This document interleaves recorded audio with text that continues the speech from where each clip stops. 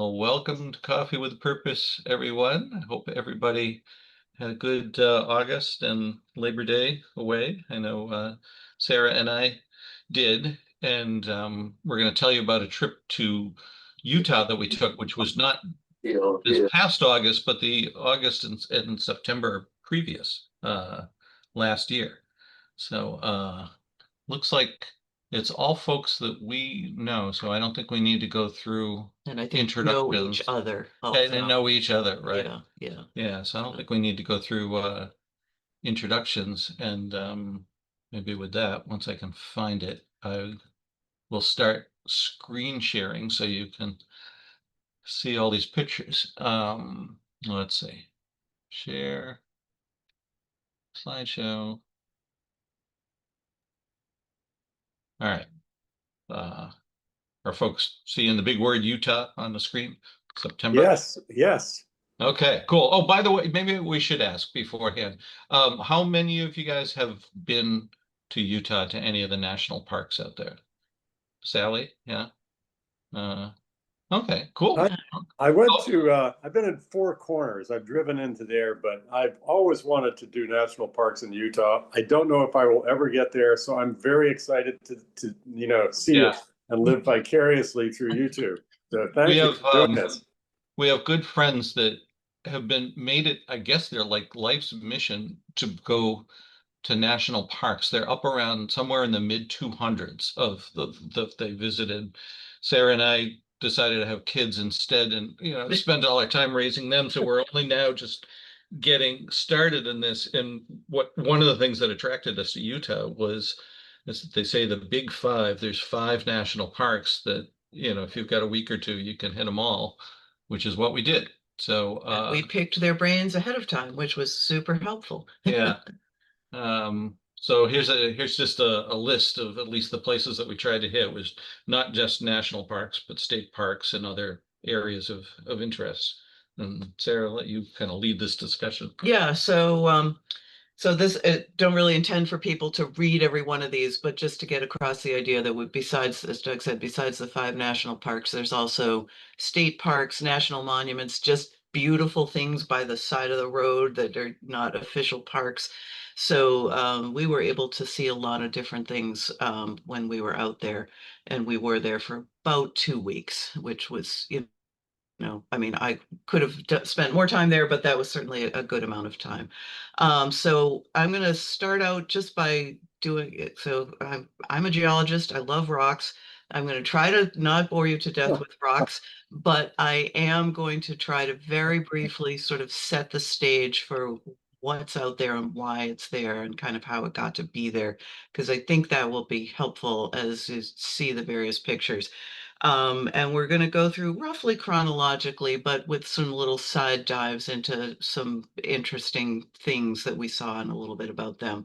I will say that I had cataract surgery 5 days ago, and my glasses are no longer quite right for me, and the sun is kind of facing me. So I have my notes in 15-point type in front of me, but there may come a time when I will kind of stumble for a second figuring out what I'm looking at. So I apologize in advance about that. So Doug, if you want to advance the Yeah, slide. and just two things. Obviously, everybody just jump in or interrupt with any questions. And I will say that almost all of these places are in Utah, except for, as you'll see, we started in Las Vegas and ended there. That was just to fly out, not to gamble, but talk about a cultural shift between being out in the desert with the rocks and then being on the Las Vegas Strip. So maybe some of you have been to Las Vegas. I don't know.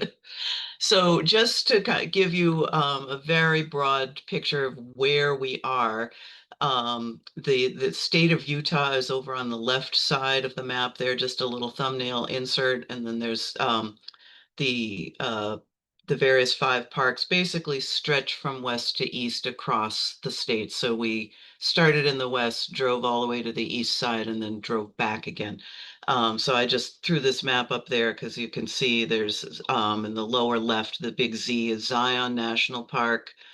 And then there's Bryce Canyon, Capitol Reef, Arches, and Canyonlands. So those are the 5 major parks. Canyonlands in particular, you can see, I mean, this highlighted areas, the borders of the park, relative to the state, well, the state goes up into Salt Lake, but still, these places are enormous.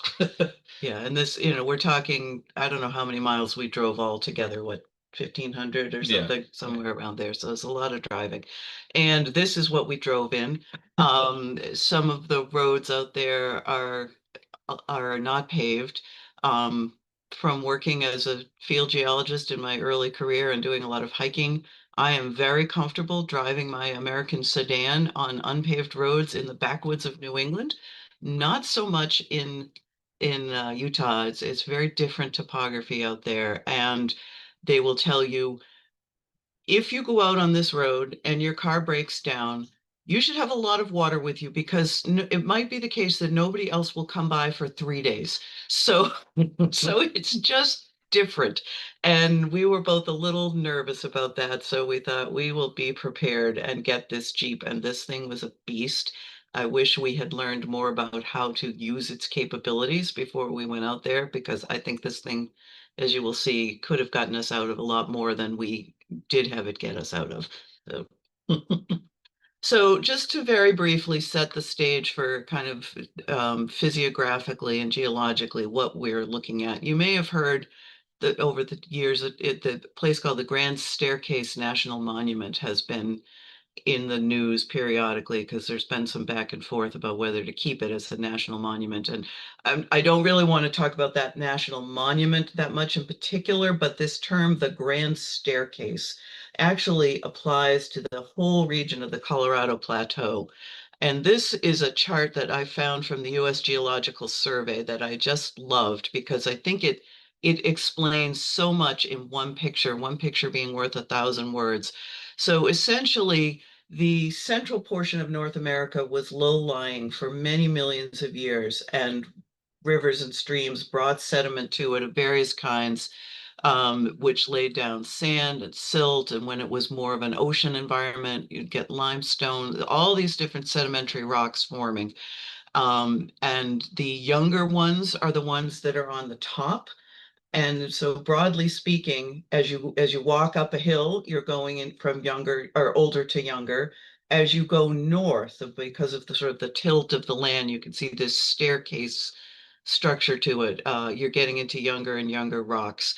And over time, there were some volcanoes and so forth. But this thing shows you like one of the things we'll see is some dinosaur footprints. Dinosaurs are a big thing out there. So here it shows you the little picture of a dinosaur. When were the dinosaurs living out there and what kind of rock formation are you finding their fossils in?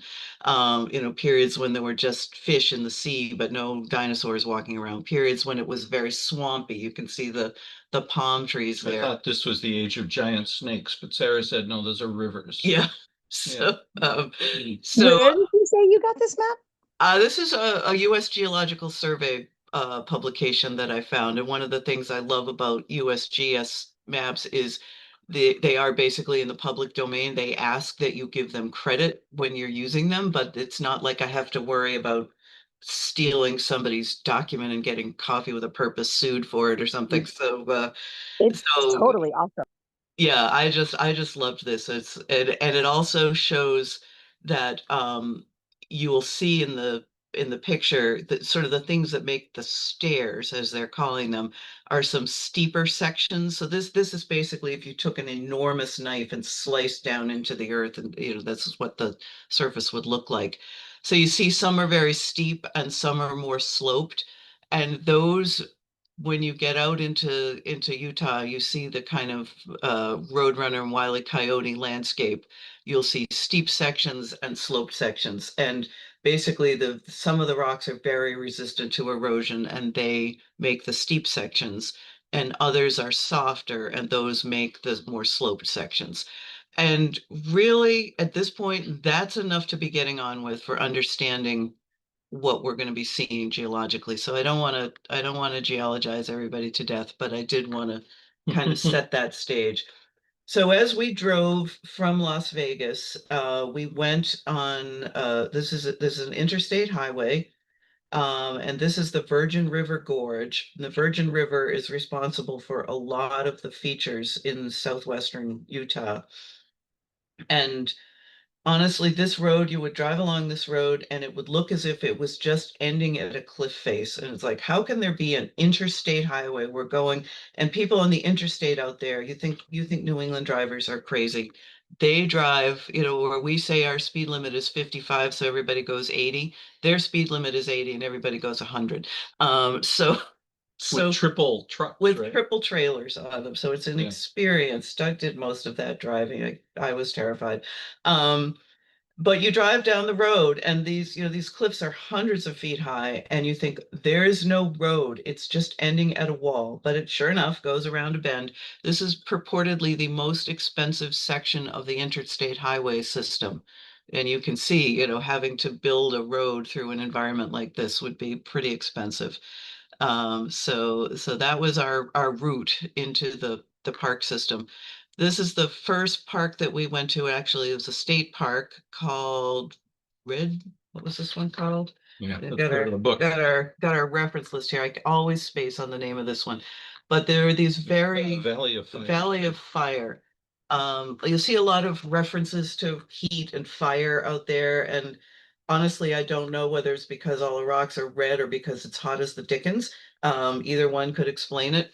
So this is Valley of Fire, and go to the next slide. And they have this very, it's just very barren, windswept, open. It's beautiful, and it's so different from anything we have here in New England. Go to the next one. It's hot as heck. Heat warning, you might die. This was the first photograph I took on the trip, was this sign. What a great sign. You should have taken the sign home. Yeah, I am a person who loves sort of fluky local road signs, and I every time we go on a trip, I have a whole collection of these things like tsunami evacuation route from Alaska or something. I find them funny, or you know, funny is not a word to use with a disaster thing, but different and intriguing. So anyway, It's so 110 the it day was we were there. 110 when we were there, and it goes up higher than that. But this isn't a fiery furnace. This is just, No, we're No. gonna get to the fiery furnace. okay. That's another fire thing. Yeah. So this, I think we're basically, as I look around at who's here, kind of all of the same political persuasion. This rock looked like Donald Trump to me, and I was like, has this guy even had a rock commission for himself in the desert? So, so that is Trump rock, and that is the only piece of politics I will insert into the conversation. Um, these are some bighorn sheep that we saw at the same park. They were fairly comfortable with us being, what, probably a couple hundred feet away from them, but they were right Yeah, I on mean, the that's road. the road, yeah. That they were right on the road, and you know they always tell you don't approach animals too closely, so we didn't want to get super close, but they were pretty calm. They stood there and you know let us take their picture. This is Zion National Park, which is the first national park we came to. And this is sunrise, right? Early in the day. I believe this is sunrise. Probably. Yeah. The colors on the mountains at different times of day are just striking. This is the same area, but later in the day, and you see the colors look totally different. This is the other side of the same valley. And this is the view out of the place that we were staying. We had a little porch and we could sit there and drink our coffee and look at this just spectacular place. This With a is, sky like that, we made a point of getting up in the middle of the night to go and look at stars too. yeah, the stars, beautiful. Um, And so this is actually a few miles outside the park. It basically they don't have some accommodations in the park or none. I can't remember. But basically you stay outside the park and they have a shuttle service from the town that goes up into the park and then drives up around through some of the park roads. And it's all free and it runs fairly frequently. So That's one thing we were a little nervous about, at least I was. I'm a nervous Nelly on planning things sometimes, that you hear these stories of, oh, the national parks are so crowded, you're going to have to wait hours in line. And in all of these, I don't think we waited more than 10 minutes to get into anything. So I'm surprised to see grass growing there. Was that a golf course or what was that? What was So that? yeah, so it's really interesting. There are areas, and this again is near the Virgin River. This is in a valley. So there in the valleys, it can be quite lush and green. And in fact, this blows again as somebody coming from a, who's born and bred in New England, and it's green here. The idea that you can farm in an environment like this just is surprising to me. But in the valleys, it is quite green. And then there are places where they do irrigate. And you'll see they use those, sometimes they use those irrigation systems wherein there's a long, long pipe on wheels and they roll it around with water as they're spraying. And you'll see these perfect circles of brilliant green sitting on the desert. And it's just, again, it's very different from what we have here. So yeah, people did come to these areas to farm, and it's interesting to see later on I'll be showing some of the different plants that we saw.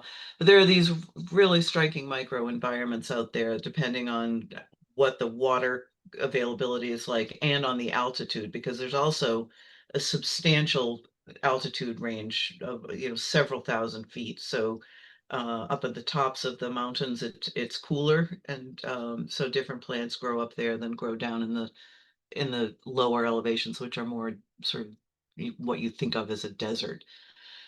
This is the first hike that we went on in Zion, and it's a place called Emerald Pools. We actually chose this as our first hike because up at our place in New Hampshire, about a half-hour walk, is a place there that's called Emerald Pool, and it truly looks like it's one of these crystal clear mountain pools, and it's like emerald color. So we said we have to see Emerald Pool at Utah. And so there were actually three of them. This is the middle pool. right. And this is, Oh, sorry. oh, I was just gonna say there, Mm. again, this was a tributary of the Virgin River. Mhm. And so, again, you can see the vegetation growing along this little stream, but it didn't extend very far, and we'll see in a minute what it looked like as you got away from the stream. This is a waterfall at Lower Pool. Lower pool. This was my first hike out there. For 100 degrees. It was right? over 100 degrees. I had a bad day of acclimating or not to this environment, and it was only about a 3.5 mile hike. It was not a lengthy hike. I was so done in. I have not been that done in on a hike in a long time. And so Doug went to the lower pool, which involved going down a little side spur, fairly steep, and then back up. And I said, I'm cooked. We went to the middle, the upper, came back to the middle, and he went to the lower. I sat in the shade of a rock and charged myself up with some electrolytes because I was just done in. So I didn't go there, but The Doug nice did. thing about this waterfall was that the trail was beneath it, so you could actually stand there and get a bit of a shower from the waterfall, um, which was pleasant in the heat. So this is the wall of the canyon right next to Upper Pool, and you can see this is basically a vertical rock face with one little plant tenaciously clinging into a crack.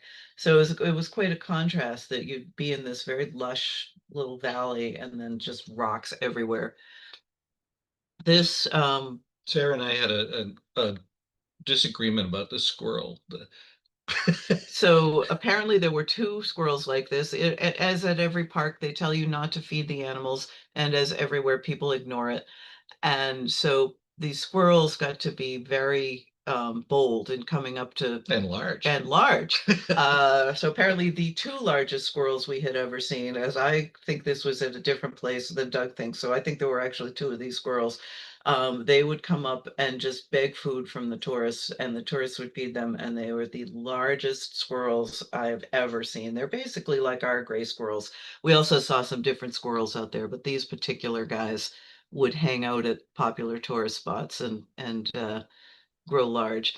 This one where I think it was at the upper pool. But one other thought about the upper pool, um, we met all kinds of great people along the way. I know, lots of people say, well, I want the solitude of the national park, and I hate that there's so many other people there. We met a lot of interesting people at this particular place. Um, we wanted to stay there for a little while anyway, too, because it was actually a shady area in the heat, and there was a pool to look at. There was another hiker who had what single or double knee replacement surgery. I can't remember. I think single. And this was Sarah's last major hiking last summer before her knee replacement surgery this winter. So it was a pretty good conversation you had Yeah. with this guy, kind of Yeah. assuring you, look, you can have your knee replaced and then get out in places like this. Yeah, so I had a good conversation with him, which was, as Yeah. Doug said, kind of an unexpected bonus of this trip, just to meet all kinds of people from all over the place and, to have interesting conversations with them.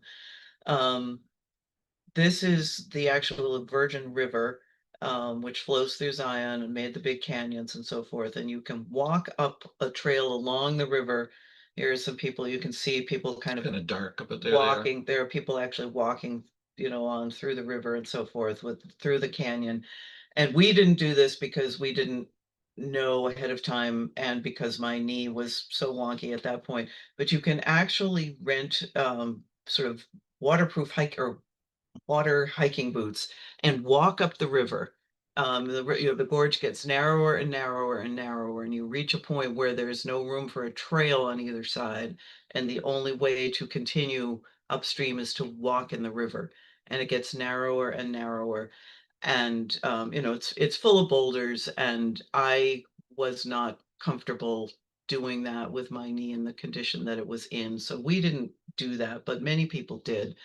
And there are these things out there. We'll see some pictures of smaller ones called slot canyons, where it's the canyon, but the walls are incredibly close together, so you can stand in it, and there's room for you, and that's it.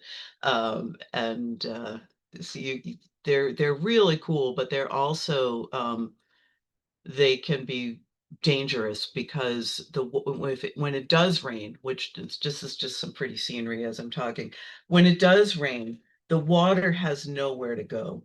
And so the canyon can fill very, very quickly. And if the canyon is narrow, that means the water is deep. It's not wide, but it's deep. And it can come through there with a lot of force. And if you're in the canyon and suddenly a 12 or 20-foot wall of water comes down, bearing all the debris that's accumulated in the however many months since the last time it rains, it's a very, very dangerous place to be under those conditions. So we were kind of nervous about it in the beginning, but the park rangers do a really good job of, you can go up and talk to them and say, hey, is it safe for me to go in the canyon today? And they will tell you. They keep very detailed forecasts. So yeah, it's just something, again, a different environment to hike in than what we're used to here. And it made me very nervous in the beginning, but I kind of got a little more comfortable with it. This is in the town that we stayed in at Zion. We would walk up to get breakfast and get the shuttle. And this guy was just hanging out on the lawn in front of the local elementary school. So again, We thought he was a statue at one point. I mean, it was so still and just, it's just, yeah, as Sarah says, it's the elementary school. That's 100 feet away from the sidewalk. yeah, I mean, imagine driving down the road here in Natick and finding a deer just chilling on the school lawn. So there he is. When we left Zion, we went through this amazing tunnel system that they drilled through the mountain in the Zion Mount Carmel Highway, which they built in the 30s, I believe. And in those days and in that location, they couldn't put lights in the tunnels. And so they had these windows that they drilled out through the side of the mountain to let some light in, which was interesting.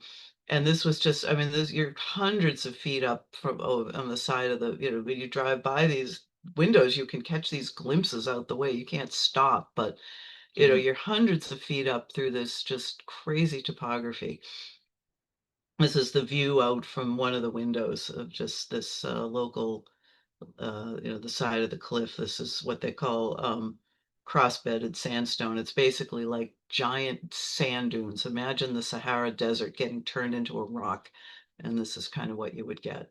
So Um, Sarah, so all these different layers laid down, but the whole thing is tilted, and why is that? Or So if you ever look at a sand dune, you'll see the face of it, it has a tilted surface, and as more sand gets added by the wind, um, that's that surface, that tilted surface actually, instead of being laid down flat on the bottom of a pond, you're getting beds that are being laid at an angle by the wind.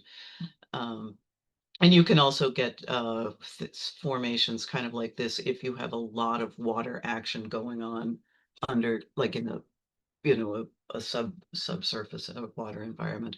Um, this is the start of one of these slot canyons that we just came upon as we didn't come upon it. Doug did a fantastic job researching.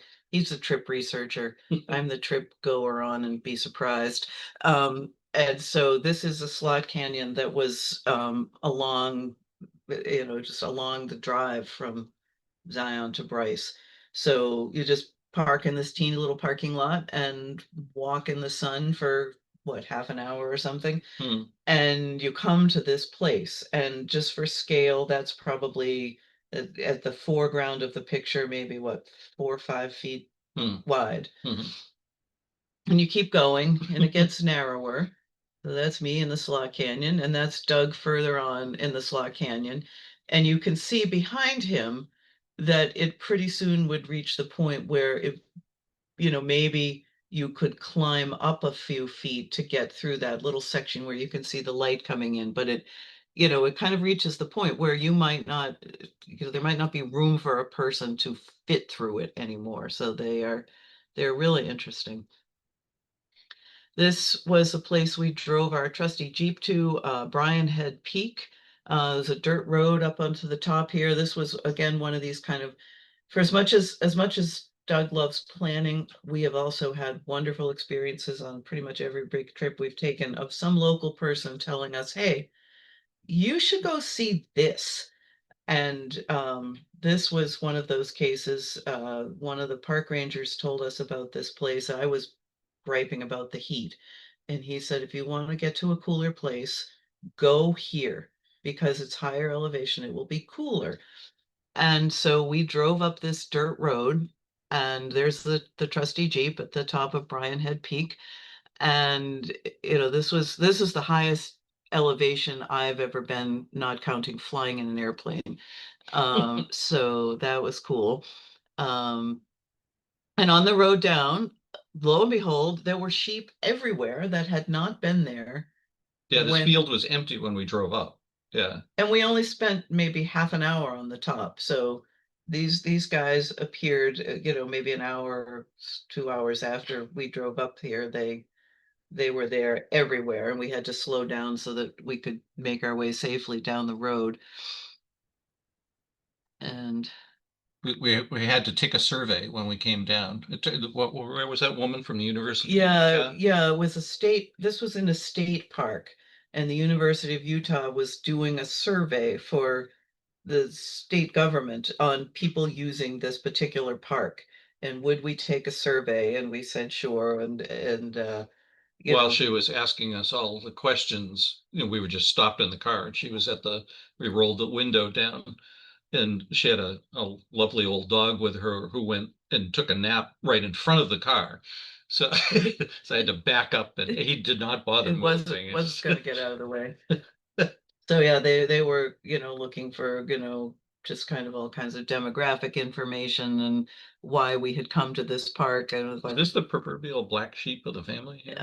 maybe, Hmm. I don't know. Maybe that was, I Hmm. can't remember if there was a sheepdog in addition to the other dog. But anyway, Hmm. yeah. So yeah, and this was just a road cut that we drove through. It's just the road goes through this little spur. This is Bryce Canyon, and just crazy formations that basically the park, the lodge and kind of the central area of the administrative area of the park is up on the top of the plateau. This is the one park where we got to stay in the park We- at Bryce Lodge. Stayed in the park at Bryce Lodge, so you could get up in a 5-minute walk, you would be looking at something like this. And there were trails sort of along the rim, and then you could walk down into the canyon as well. So all kinds of crazy formations. Some of them people have thought that it's kind of like looking at clouds and saying, oh, I see a dragon, or my Aunt Louise or something. Um, people people think the same thing about these rock formations. I'll show some more of them, and they're just crazy, crazy shapes. These things in particular, you may have seen. This is like a classic view of Bryce Canyon. These things are called hoodoos, and they are formed. It's a very particular combination of rock structure and weather conditions. And basically, as the rock was uplifted in the formation of the Colorado Plateau, it was cracked. You take something rigid and you move it, it might crack. And so rocks tend to crack along parallel lines. Like anything else, it's going to break at the weakest point. And just by the structure of rocks, they will have some plane of weakness that's not, quite as strong as everything else. And they tend to break in these parallel lines. And that's where, since there's already a break there, when it does rain, which again doesn't happen frequently, but think about geologic time. We're talking thousands and millions of years. So even if a storm only happens once every year or two, you're still talking a whole lot of events. And so water gets in there, and at this elevation in the winter, the water will freeze. And when it freezes, it expands. And over time, you get these, the cracks get enlarged, and eventually they make these things called fins, and we'll see more of those, but they're long extensions of rock, kind of like, imagine your fingers splayed out on a table. Your fingers would correspond to what the fins are like, these long parallel ridges. And eventually those start to break down and will separate into these pillars and spires and various things.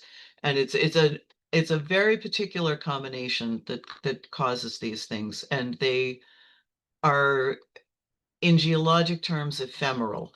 That they will not last long. In our human lifetime, they will only change slowly from our perspective, but geologically, they're very active in terms of how quickly they're changing.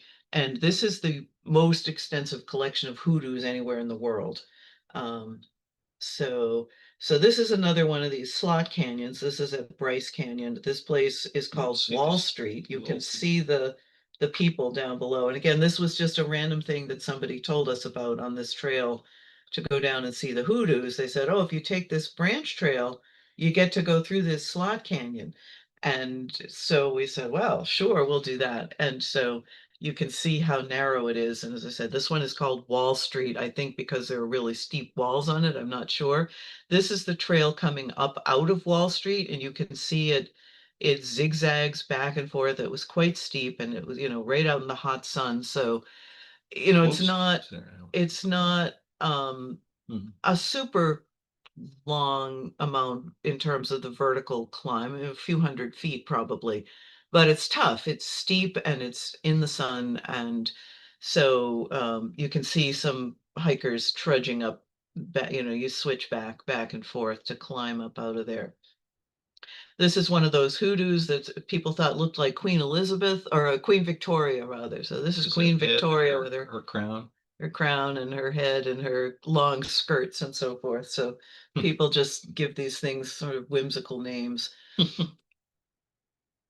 And you love this one. Oh, yeah, this is the sunset, but and this is at Bryce Canyon, except that we're facing east. And they specifically said in this park that the best places to see the sunset, we're facing east, and the sunrise facing west. And what they were referring to was just as the sun is low to the horizon, as it lights the clouds in on the other side. I had never seen that before. Um, this was right at the rim of the canyon, and because we were right here in the park at night, of course, it gets very, very dark. The park is really good about having very minimal outdoor lighting, and lots of people come out to look at the stars. Our daughter-in-law, who's very into astronomy, she lent us a couple of red light flashlights that is the preferred thing to use so you can see your way around at night without ruining your night vision. So Sarah and I went out to look at the stars one night. I think I was lying on the ground and Sarah was lying on a park bench, and then there were these other people that came to look, and it was such an odd experience being in the pitch black. I think we chatted a little bit with these other people that were probably 10 feet away. We could not see them. I never knew what they looked like, Yeah, but we had we no- didn't want to look at each other. We were Yeah, looking we're at the looking at the stars. stars, but yeah, it Yeah. was, as I say, just these voices coming out of the next park bench. Um, this is a old volcanic, I think this, I can't see it clearly to remember what it's made of, but this is a rock formation. Again, people love to make these ridiculous names. I have an entire book on weird geographic place names. This particular one is called Molly's Nipple. And Molly's Nipple is visible from many points. And I think there may be more than one Molly's Nipple. I don't know why Molly in particular got this honor of having these things named for her. But anyway, we saw this from many vantage points as we traveled around. This is what the roads looked like in the desert, the ones that weren't the interstate. It's just, you know, flat and narrow, and it just goes on. I think, Sarah was commenting earlier how terrifying the actual interstate highways can be with the triple trailers and the 90-mile-an-hour drivers and so forth. So, and also just to enjoy the views more, I actually asked the navigation system to avoid highways if possible when going from one park to another. And this was on the drive from um, Bryce to Arches, I think. Is that right? I think so. And they Uh, had wonderful names like Area 52 Road and things like that. Yeah, but this particular drive, the roads kept getting smaller and more oddly named. At one point, the navigation claimed, okay, go, you're at the place where there's a road on the left. All we could see was a big pile of dirt. It was like a highway supply depot. Yeah. But behind the pile of dirt, sure enough, was another dirt road, which I think might have been this one.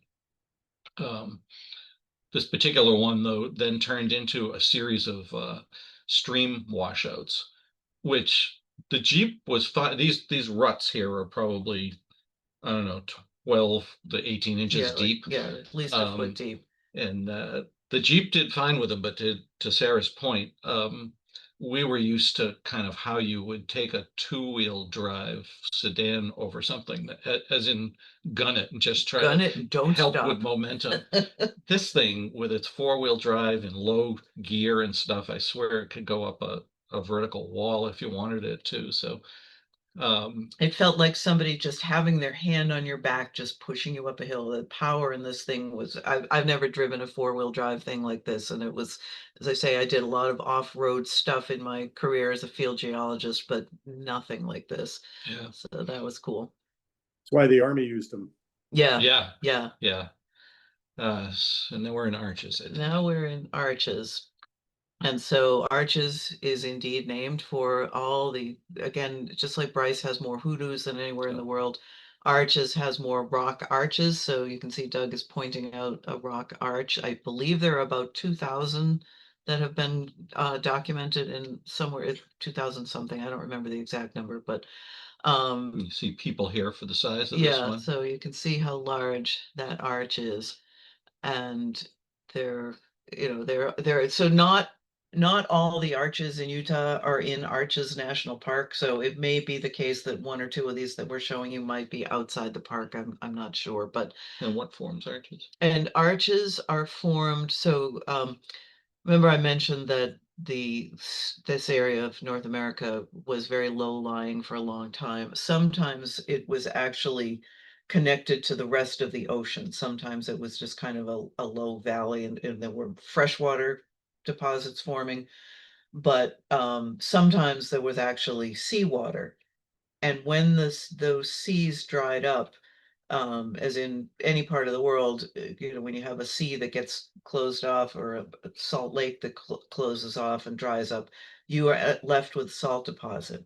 And so underneath this area are these salt deposits, and salt is, it's weird to think about salt being something that will move, but when lots and lots and lots of additional sediment piles up on top of it, it's kind of like putting a stack of books on some mud, that eventually the mud will try to squirt up in between the stacks of books. So under this area were these salt deposits that had sort of squirted up, and there were these, you may have heard in, like, people talking about petroleum exploration, there being salt domes and places where the salt has sort of formed these structures where it reaches a layer that it can't get through anymore. And when that all gets lifted up, the salt kind of, again, it's not as strong a support, and the area, um, basically, as the salt goes away, I'm not explaining this clearly, I'm sorry. But there's left this kind of domed shape of the rock, and it's been cracked, and erosion carries away some of the stuff at such that you're left with these, just more and more and more material getting eroded away, and eventually these arches will collapse. Yeah, you can see how thin this one is at this point. Right and here, and in to fact, here to here. and in fact, when you go into the park, if you go into like the visitor center, they have information about, here was this arch that everybody loved, and in, this year, and 20 years ago, somebody came into the park one morning and the arch had collapsed. But then on the flip side, people are finding new ones over time. So again, geologically, arches are a very, very temporary feature, Just- and they come and go. This one's called Skull You Arch. see the two eye sockets? It's like the two eye sockets, so that's Skull Arch. Um, so there are a bunch of arches. These guys, these are called petroglyphs, and these were made by, um, I don't I don't know the particular indigenous culture that made these. People made these over a period of about 10,000 years. So they go all the way from some of the very earliest humans to live in this area up to a few hundred years ago. There are some of them were not ones that we saw, but in Utah there are petroglyphs that show people riding horseback, with the horses not having been in the area until the Europeans arrived, a few hundred years ago. So what these things are is they are, there's the dark surface, so you can see in the sort of in the background here, is called desert pavement or desert varnish. Desert varnish, I guess, is the more common term. And it's a mineral deposit that forms over a long, long period of time as rainwater comes flowing over the rock, and leaves some minerals behind, and then sometimes particular bacteria that, like those minerals, will grow preferentially. But it becomes this very hard, dark colored shell on the surface of the rock. And if you scrape through it, you will find the actual natural color of the rock underneath. You can see the figures basically appear to be that same color of the red rocks that we've been seeing everywhere. And so these petroglyphs typically show animals and humans And Not aliens, even though not- they look like not aliens? aliens, Yeah. no, they're just very guys that have been working out in the gym, I think, with those broad shoulders. But There's a they, bunch of animals up here. yeah, so they'll show, different animals, but archaeologists, from what I could find, seem to not have a definitive idea of whether these were just made because people wanted to make art, or whether they were particular messages to other members of their community of, like, find elk here, or there's not solid agreement on what they mean. And honestly, I think something is my personal opinion, not as an archaeologist, but stuff made over a period of 10,000 years might have multiple purposes from multiple cultures. So I'm not sure there is a single reason. Could I ask, there, one of the first slides you showed of them, there were all these sort of white vertical stripes, those, yeah, that one. What Yes. is that? So that is some of the Like, this desert varnish, and we'll see it. I'm going to defer that a little bit to a okay, subsequent slide because we will see more of it. One thing I will say about these, and That's natural, right? That wasn't I drawn believe on that anything? is natural, but I will say that there has been some issue with people trying to vandalize these things, unfortunately. Right, I think Um, I wonder whether I that thought they were was standing in a initials ring. or something. Yeah, so that particular one I think is Mm. natural, but there has been some trouble out there with people vandalizing them. Sometimes consciously vandalizing, but sometimes unintentionally. For all that these things are in their natural state, this desert varnish is very durable, endures for centuries or thousands of years. The oil in people's skin can cause it to deteriorate more quickly. So, there's very strong signage asking you not to touch these things because it can damage them. So, we were very much, of the look of don't touch kind of mindset when we were looking at them. This is also from the same area, just a little further up the road than where we found some of those petroglyphs. And there's a three-toed dinosaur footprint that you can see in the That one, rocks yeah, there. that one. Yeah, there's several of them. So this Hmm. dinosaur walking on his two hind legs through the mud by this, the side of a river, left his footprints. So, this was just, again, just kind of by the side of the road. There's a little parking lot. You could pull over and look at them. Here's another arch. You see them. This is another arch. This is, I think, from just by the side of the road, right? It was Can't in remember. it might have been in Needles Park, part of Canyonlands. Yeah, so as I say, there are arches that aren't in Arches National Park. This is just an interesting Can, texture. can I go back real quick one Yeah, second to that yeah. previous picture? This I one? just have to, yes, I just have to say, I absolutely love the black striations that look like graffiti. Those Yeah, are just they, when you open it up bigger, it's just really, those are really cool. And they just, I thought yeah. before we Yeah. passed on from that I would draw attention to it because they look so cool to me. Yeah, there's Hmm. a slide coming up that will show these in a The striations. the striations in Yeah. a really, really cool way. Each of those little irregular shaped things is maybe a quarter of an inch across, and this was just this interesting texture on some of the rock that it's just kind of dissolved out in these little patterns, and I just thought that was interesting. So one of the really cool things in Arches is this place called the Fiery Furnace. So again, it's this reference to fire, and I've heard various reasons, whether it's the red rocks or whether it's the fact that it's like a furnace in there, or whether it's the color of the sun. Again, sometimes sunrise and sunset in these areas can be really spectacular. But anyway, this is the Google satellite view of the fiery furnace. And you can see this very linear sort of overall structure to it. sort of going up and down across your screen. And these are some of these rock fins that I was mentioning earlier, that drive so much of the features that you see out there.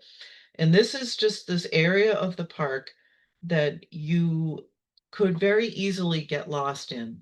This is what, maybe a half mile across by a mile long, something like that. About this trail is supposedly a couple miles long, I think, Yeah, if you can follow it, which is fairly impossible. so it's not physically a large area. It's not like we're talking, hundreds of square miles or anything. And you would think, I can't get lost in an area that's a half a mile wide. Well, you could in this area. For one thing, the Park Service tries to keep it in a pretty natural state, so the signage is very minimal. You to go in this area, you either need to go on a guided tour with a ranger, or you can take a little class about kind of safety and what you can and can't do in here and how to navigate through it. And we chose the class because, again, with my knees being so bad, I was concerned that I might either slow the group way down or come to a place where I couldn't go forward anymore and that I would have to turn around. So we For took being a geologist, come to a rock that she just wants to spend a half hour looking at. Well, that too.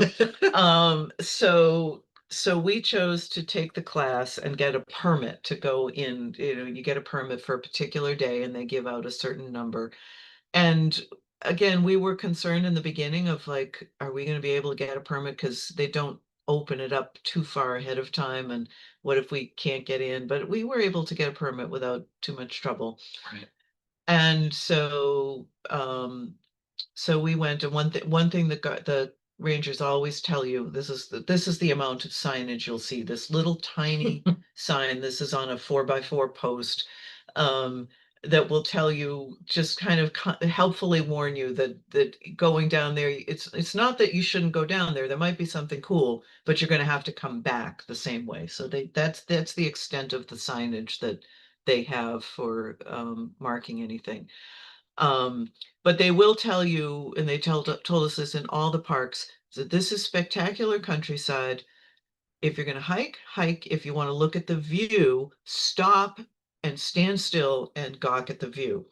And I mostly followed that rule. And on the way into this area, I did not follow this rule and I gawked while walking and face planted myself within like 5 seconds. I was fine. I scraped my elbow and that was it. But it was absolutely true that you will get so overwhelmed by staring off into the great wide beauty that you will trip and fall. And I did.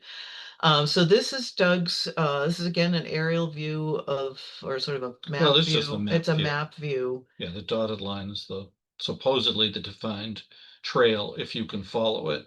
And this is the All Trails app, which, if you have that on your phone, it'll keep track of where you actually walked.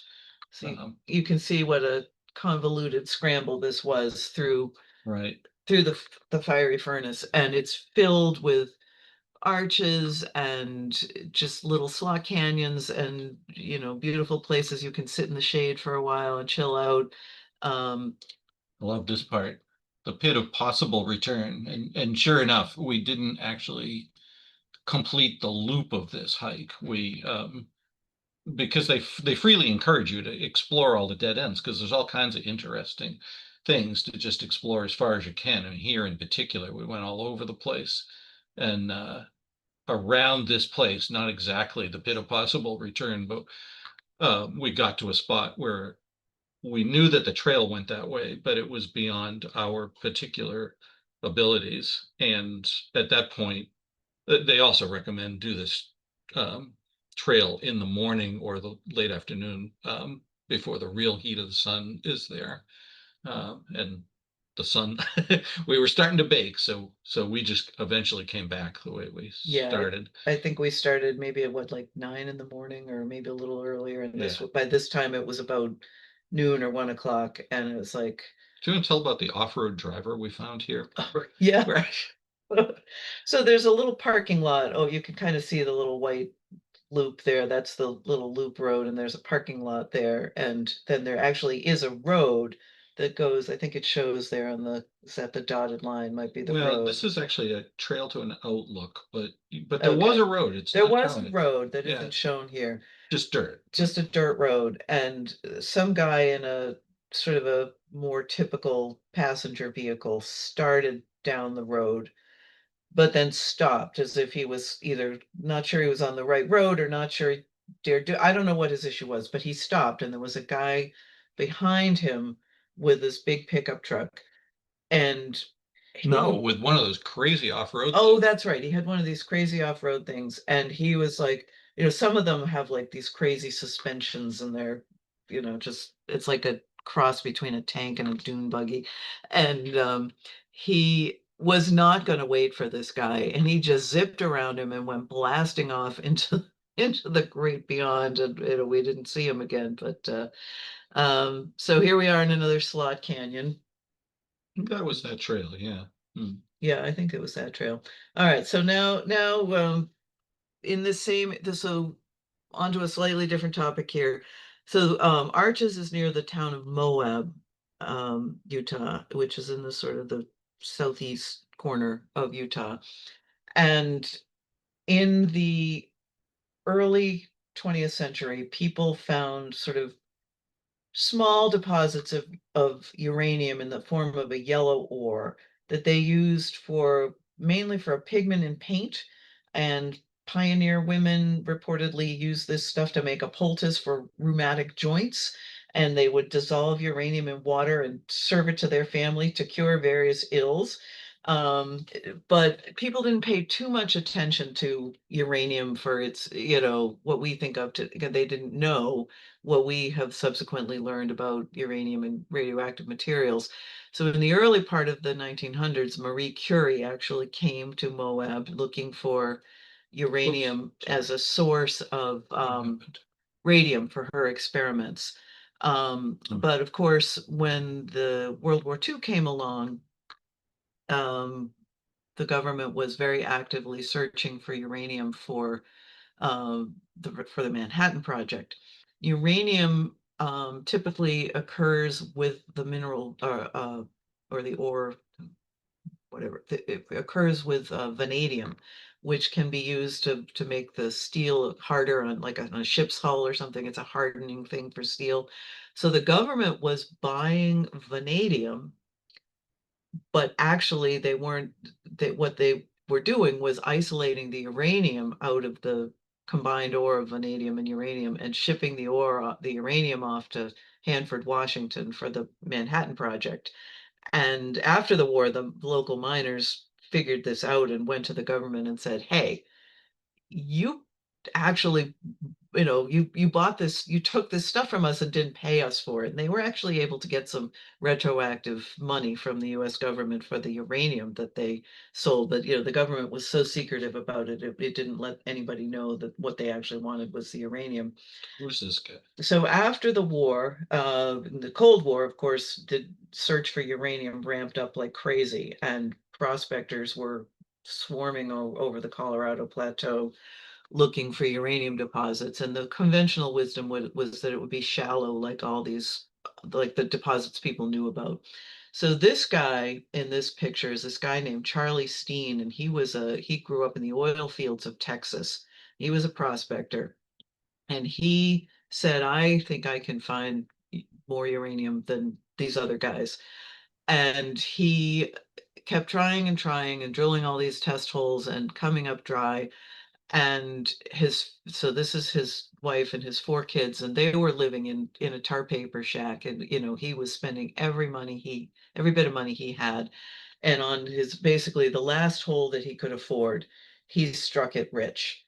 And this is the day that they figured out they struck it rich. They took their kids and went into town and bought enough shoes that all the children would have shoes. I guess these two don't have them on yet. Yeah, and so he went from really living in just pretty dire straits to a multimillionaire like overnight. And uranium became a huge thing in Moab to the point that this sign, this is not a picture we got off the internet. This is something we took. The uranium offices are still right there on the main street in Moab, Utah.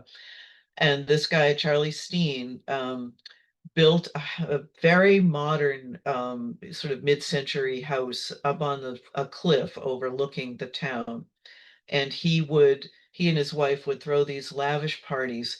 And some of this information I have is from this little book that we bought.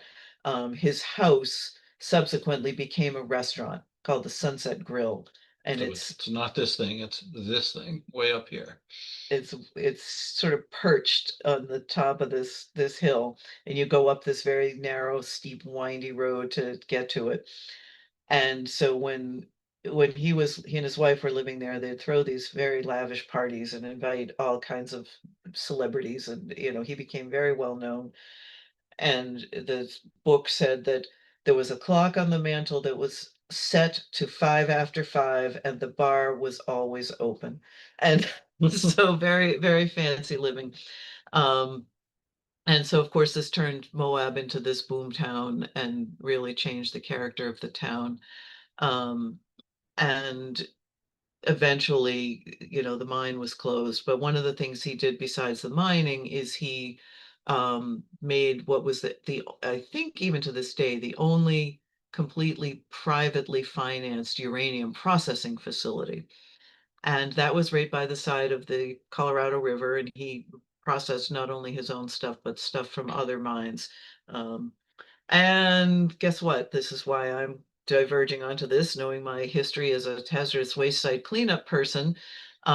This is now the subject of a 20+ year, hundreds of millions of dollars government cleanup. The Department of Energy is taken this over because they put all the tailings in a pool basically right next to the Colorado River, and assorted uranium and assorted other contaminants are leaching into the river, and the Colorado River is like a huge source of groundwater for much of the Southwest. So, So what they say, it's still an active remediation site, right? yep, Many, many train loads yeah. a So day or a week or so something. they had to remove. They're in the process of removing the tailings and taking them to a place. Um, I think it's maybe, I don't know. I can't remember how far away, 50 or 100 miles away, where that's not close to a groundwater source, and they're putting it in these secure cells and so forth. So anyway, I seem to find places like this wherever I go. Um, so we found a super fun site at the Grand Canyon when we went there. I was not expecting that. Um, so anyway, that was just, and since we'll see in a minute what has, once Moab was no longer a uranium boom town, it's turned its focus elsewhere. We'll see that. But again, people are totally into dinosaurs out there. This guy was in the bathroom of our place where we stayed in Moab. We had a little bungalow that we stayed in. And so I said, Moab has changed again. It is now kind of a hub of outdoor adventure stuff, and kind of any kind of outdoor adventure you could want to have, you can probably have in Moab. So this is an off-road vehicle. You can go on a tour in this thing, and you can see behind it a typical American sedan for scale. This thing is monstrous. And we didn't do this, but you would see these things just parked on the street in Moab waiting for folks to go on a tour. So we saw assorted wildlife. We had seen the bighorn sheep. There's a lot of lizards, bunch of ravens. These guys are pretty tame, some of them, and they'll, if you're not loud, they'll come up to you, and they're very smart, very intelligent. Lizards, snakes, kind of what you'd expect in a desert. This was at a tourist information place that we stopped at. They had this sculpture of this enormous lizard in their front yard. Um, More lizards. Out there, Sinclair gas stations are a big thing, and their logo is a dinosaur. So you'd see these giant dinosaur sculptures at every gas station you came to. A whole variety of vegetation, sort of succulents like you'd find in desert areas, yucca plants, Up in the higher elevations, we would find these bristlecone pine trees, which can live to be thousands of years old, and sometimes only like one branch of them is alive, but they're still there hanging on, doing their thing. Um, these guys are just growing by the side of the road. I don't know what they are. They look like morning glories. I don't know what they are, but they were pretty. We saw lots of these yellow flowers, and I was mentioning the sort of micro environments that you see out there. These guys like to grow in the like 1 to 2 foot border between the pavement on a road and the unpaved area. And you drive down a road and it was walled by these yellow flowers. And the only thing I can think of is perhaps when it rains, the runoff from the road gets a little bit concentrated in this area. Maybe they get a little more water and that serves them well. I don't know, but we saw them everywhere. What do we got here? Just bark. Some of the trees have crazy bark. They the bark is this is like much of the West can be some of these areas can be subject to wildfire, and some of the bark is very thick and it helps protect the tree, and some of the trees are very large. This is at near another slot canyon that we went to, and again, you can see the vegetation behind me. There's a stream that made this canyon, and in the lowlands right next to the stream, there is sufficient water for pretty large plants to grow. And you can see that's the width of my hand, it just in a slot in the bark. So this bark was extremely thick. Um, this is a kind of a tree called a butterscotch pine. It actually smells like butterscotch, and Which Sarah can attest to. which I leaned over and sniffed it. And of course, Doug had to take a picture. And I went online because by the time I was getting ready for this talk, I had forgotten whether it was butterscotch or vanilla. So I wanted to look it up. There are so many pictures online of people doing that. There's like dozens of pictures. Um, this is in Capital this Reef. is at Capitol Reef, and you can see again these formations of these things that aren't quite hoodoos, but still sort of these upright, semi-detached rock formations, and they form all in this one particular type of rock that tends to be willing to, they're able to stand up vertically, and you can see the gray slope above it is a different kind of rock, and then there's sort of a reddish stuff eroding off the layer at the bottom. Um, this is a little pool of water. It's probably maybe 6 feet wide and 10 or 12 feet long and a few inches deep. And these things form on some of the sandstone surfaces that are kind of solid and non-permeable and not full of cracks. And when it rains, these little depressions will fill up with water, and they're a subset of the plants and animals depend on these little tiny pools as part of their life cycle. So there are eggs that will lie dormant when the pool is dry, and when it rains, all of a sudden these things come to life and will hatch and live in the pool. And some things are like shrimp, just generations of these things live in the pools, but then there are various amphibians also that will, their eggs will be in the pool, and the young will live in the pool when there's water in it, and then they can go off into the desert when they're older. So again, something that's very, very sensitive to people walking on it or wading through it. And they ask you to treat them with great care, but they were very interesting, and we could see some of these little critters swimming around in it. Sometimes the rock outcrops, like we saw Donald Trump earlier. This guy, I mean, I'm seeing eyes and some kind of a like swept back crew cut and big clunky feet. They're just kind of amusing. And when you're hiking, you get so hot, especially if you're out in the midday, that sometimes we just sort of seek refuge in the what shade we could find and just kind of recharge ourselves, because it was very hot. And even though people say, well, it's dry heat, it's still hot. Mhm. There seemed to be a more acute difference between being in the sun and the shade out there than here. I don't know if what would account for that, but So those of you who have hiked in the areas above tree line in New England will be familiar with cairns, those piles of rock that mark the way. And they're typically at least a foot high. Some of them are several feet high. This is what passed for a cairn out there. It's maybe, I mean, you can see my boots next to it. It's a few inches high. So they just, they're not expecting there to be like tremendous fog and snow and stuff. So they just make these little tiny cairns and you look for them and you find them. This is another canyon in, this is also in Capitol Reef. And this was a several mile long hike that you start out at the road and walk up this thing, and it gets narrower and narrower. And we ended up, there was an arch that you could hike off to, but it was going to be a long enough round trip, and it was going to be up in again in that hot part of the day. So we elected to only go maybe like 3 miles in and turn around. We didn't walk on the whole thing. So here's some of this desert varnish. And this, for scale, this is probably a section that's maybe, what, 8 feet by 8 feet or something? I'd say bigger. Bigger. Yeah. This was a piece of the wall of that canyon that we were just showing. And you can see that the desert varnish tends to form I would say most commonly, it's sort of a dark, very dark red, brown, almost to black color, but there are other lighter browns and oranges.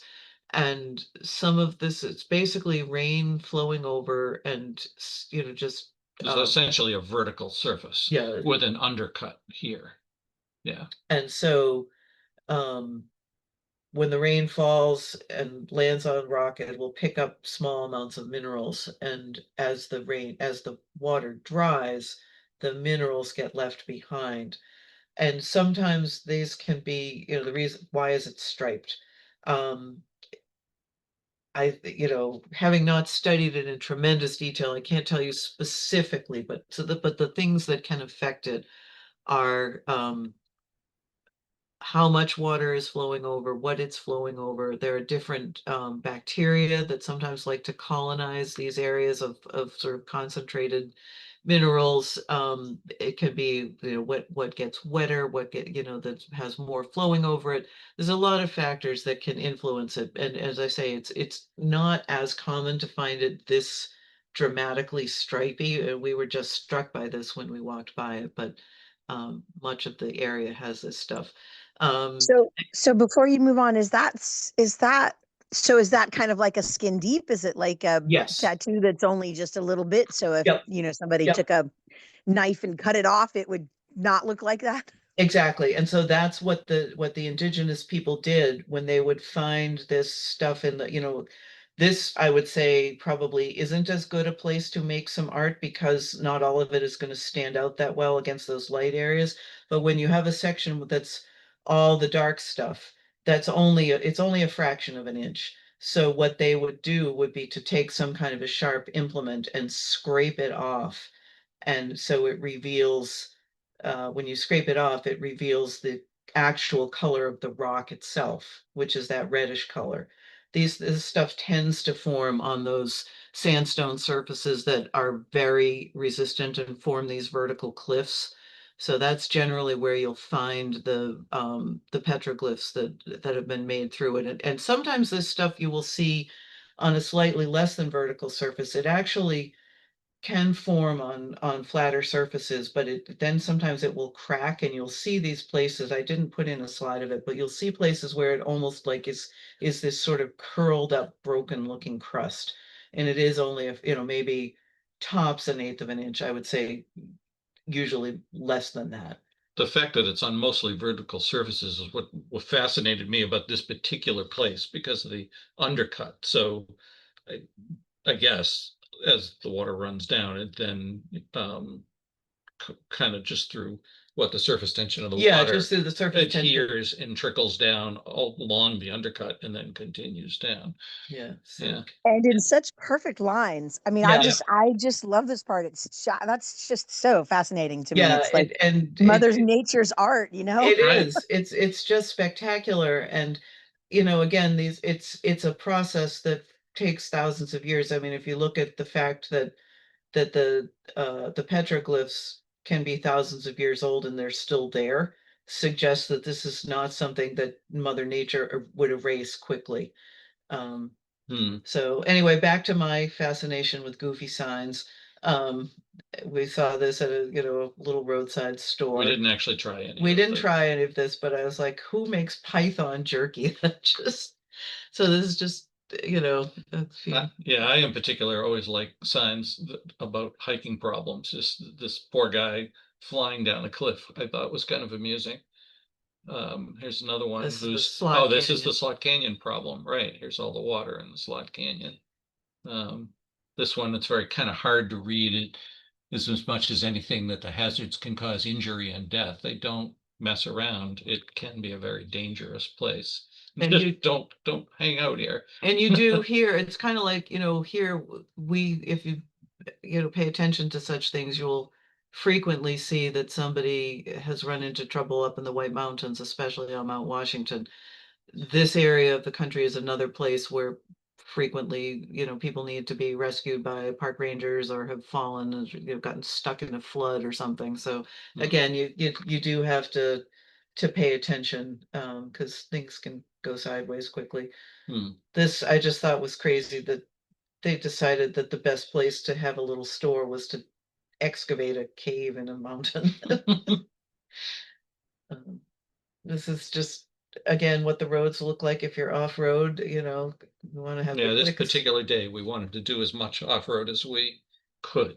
It was what was it called? The Nottam. Oh, Nottam Bullfrog Road, which is again a great name. There's this little village called Nottam that is really not inhabited anymore, but somebody wrote a song in honor of this little village, and our daughter's a musician. We sent her a copy of this, and we're for a while we were hassling her to sing it to us, which she never did. But it's just, yeah, out in the middle of nowhere, you find a plaque like this. yeah, I mean, somebody spent some time and money to create this plaque that's probably a foot wide, tall, a foot wide and 2 feet tall or something, just by the side of that little straight road that we saw. A particular day, we spent most of the day driving off-road and eventually ended up at Lake Powell, which was very low. Yeah, you can really see, you hear in the news about all the droughts out there, and you can absolutely see you look at Lake Powell and you can see this bleached area above the water limit that shows where the water used to be. So this guy was, this was a sign we saw in Capitol Reef. We never saw the cat, but Hmm. clearly they're out there. This was This was an Island in the Sky on Canyonlands, I think. We had gone there. It's sort of a big promontory that sticks out, it was from the top of the plateau, and you have a beautiful view all around. And so we went there to see the sunset. But right around sunset, we saw this thing. Which at first you could barely see. This was with my camera zoomed in all the way. This is an enormous balloon. The payload area here, we later read, what was it, like as long as 3 school buses or Yeah, I something? think the whole thing is like, yeah, it's like 70 feet long or something. And it's some kind of an experimental weather balloon package. But this was, I don't know if you remember, but there had been this whole thing of balloons crossing the country, and did they come from China, and what was going on, and so we saw this thing, and just in the moment we had no idea what it was.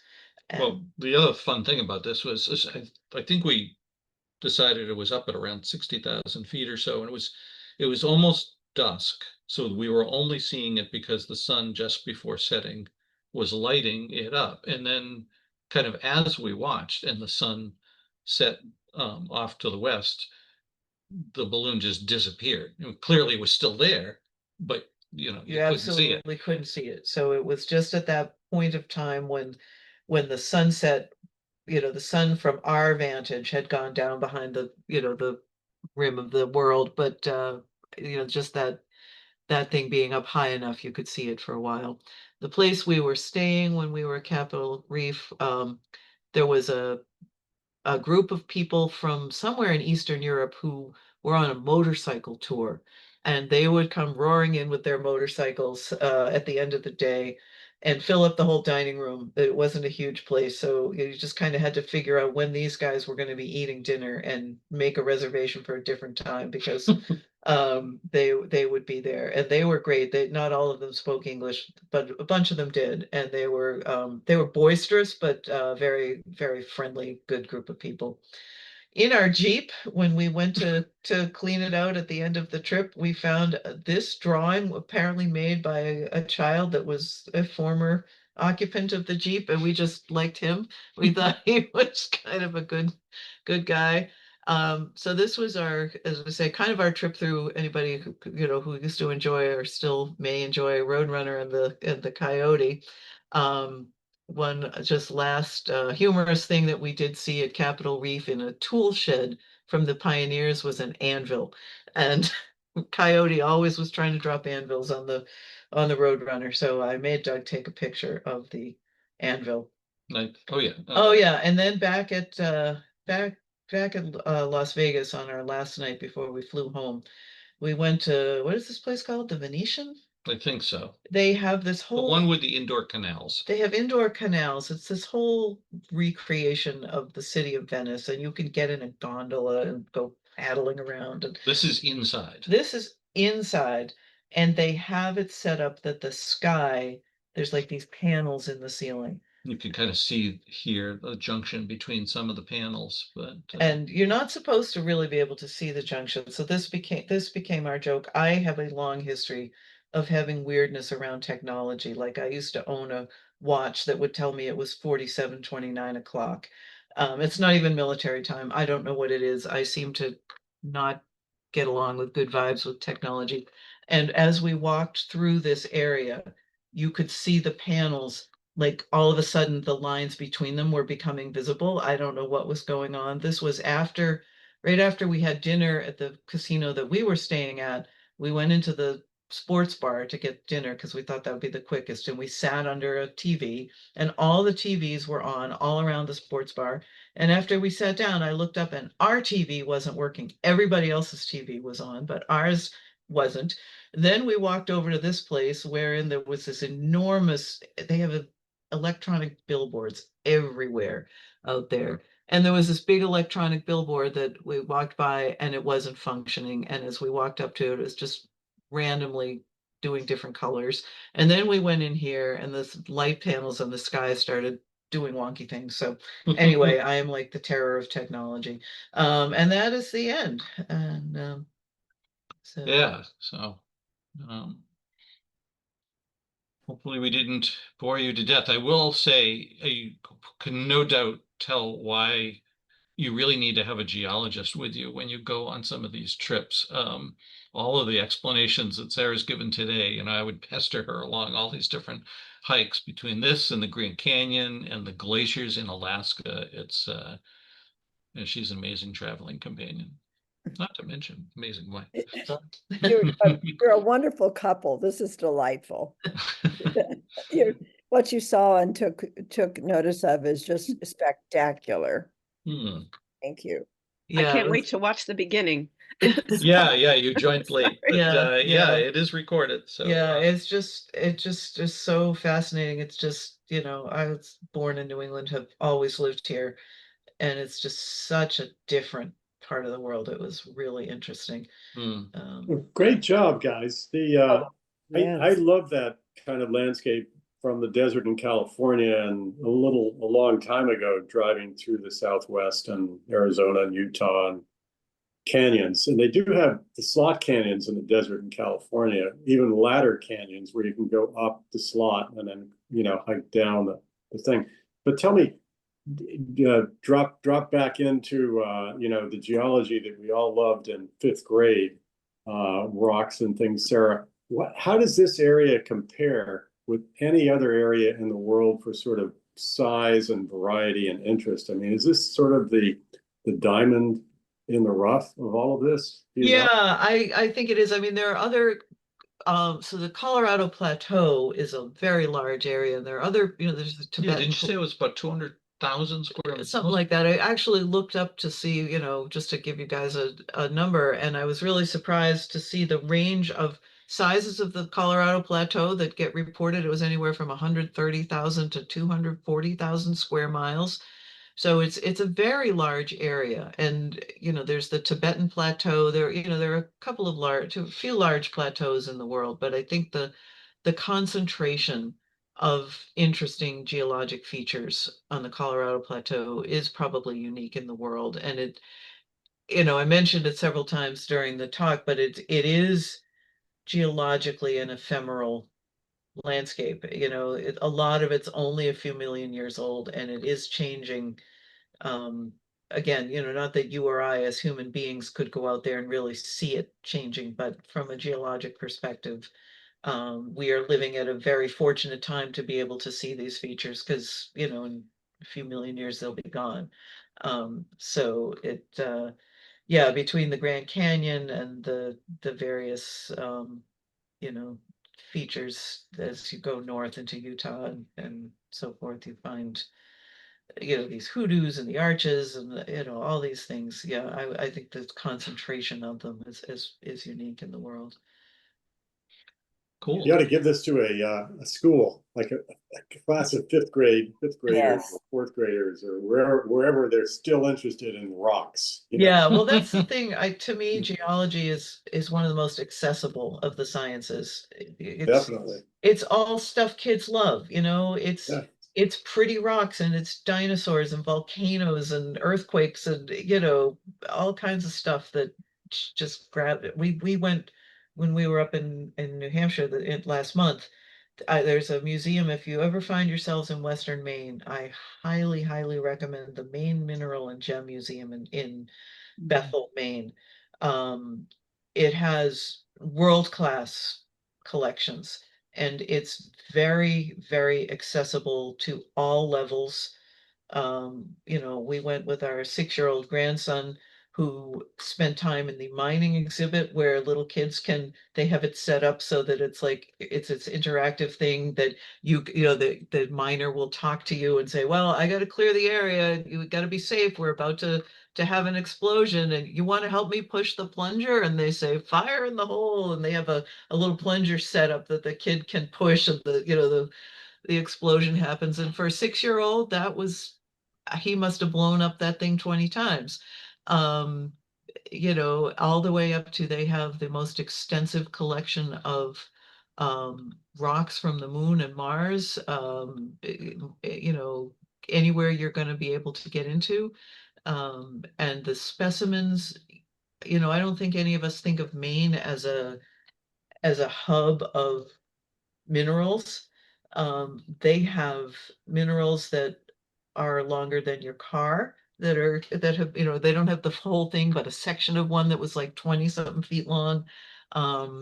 Just absolutely amazing things and very, very interactive, very set up for whatever level you're at. That's a picture of Sara holding a meteorite from the moon, and me holding one from Mars, which I think are probably the largest samples or something. Yeah, this guy that owns it started out as his private collection, and he was a curator at Harvard or something? I don't know.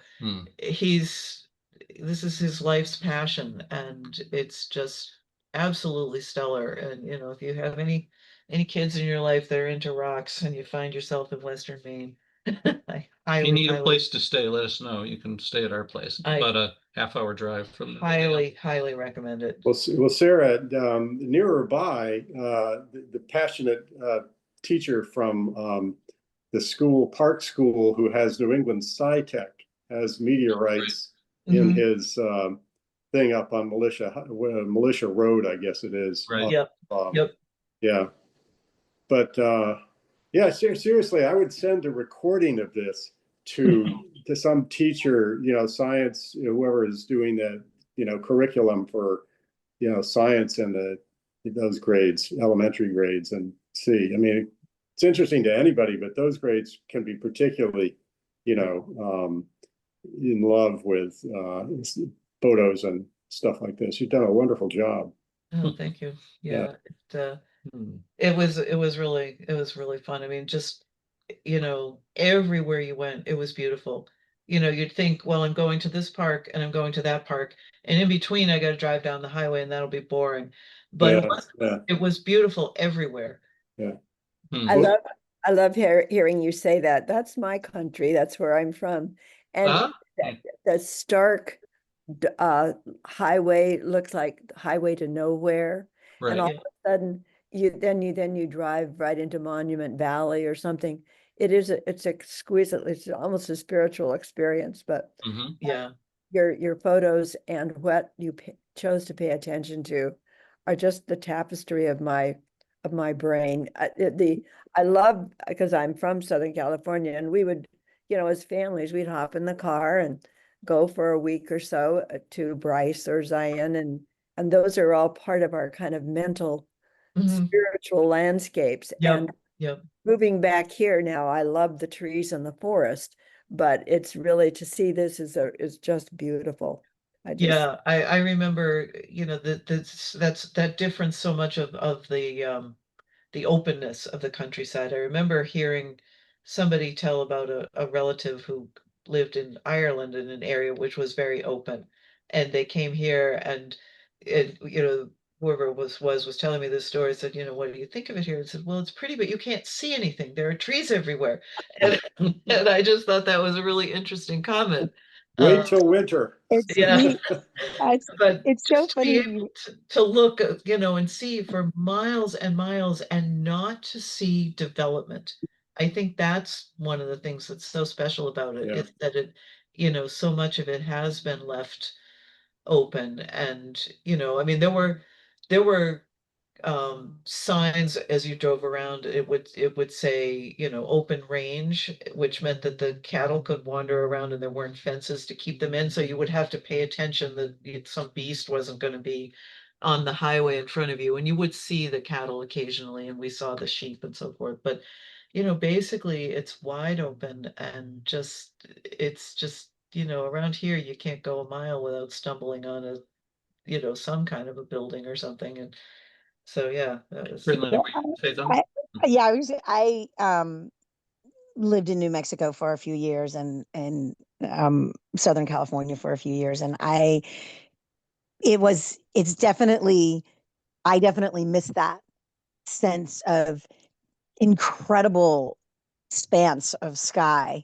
And it just, hearing you and Sally say that, it just made me chuckle for a minute because as much as I miss the trees at the 927 interchange, every time I start that, now that they're gone, every time I start that little bitty climb up to that space and up to the bridge, I have this deep breath sense of, oh my gosh, look at all of that sky. It's this one, because we're climbing, so I can see over the buildings, and there's, all of the rest of the forest trees are far away. And it's just this moment of incredible sky spans. I mean, I, I really do hope they put trees back.